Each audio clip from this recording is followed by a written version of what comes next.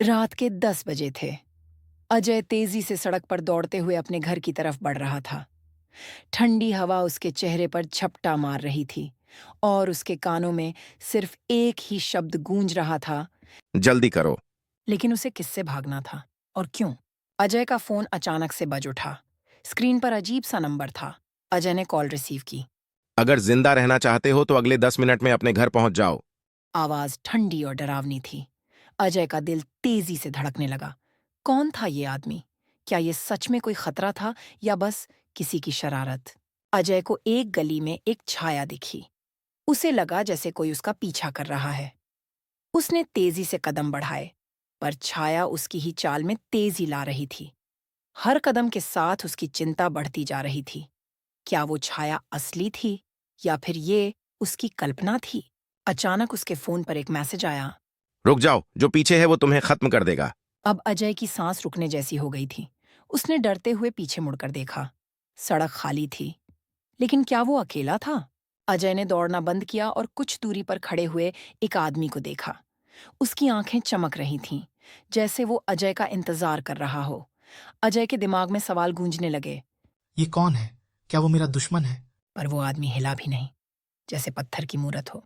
अजय ने फोन पर message check किया। मैसेज में लिखा था, वो आदमी तुम्हारे लिए नहीं है, बल्कि तुम्हारे अंदर के डर को जगाने के लिए है। अजय को समझ नहीं आ रहा था कि ये सब क्या हो रहा है।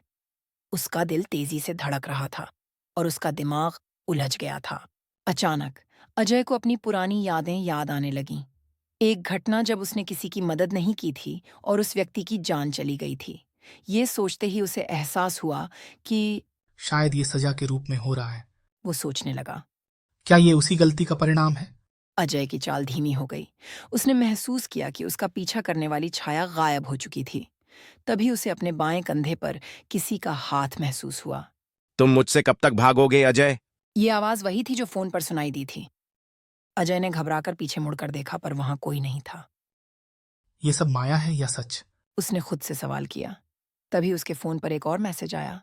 असली खतरा तुम्हारे घर के अंदर है। अब उसकी घबराहट और बढ़ गई।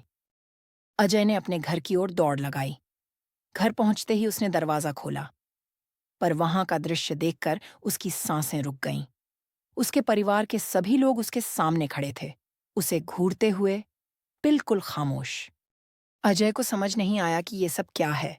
तभी उसकी माँ ने कहा, तुमने हमें कभी सच्चाई नहीं बताई, पर अब हम सब जानते हैं। अजय के पास बोलने को कुछ नहीं था। उस समय में उसने अपने सबसे बड़े डर का सामना किया, वो सच जो उसने कभी किसी को नहीं बताया था।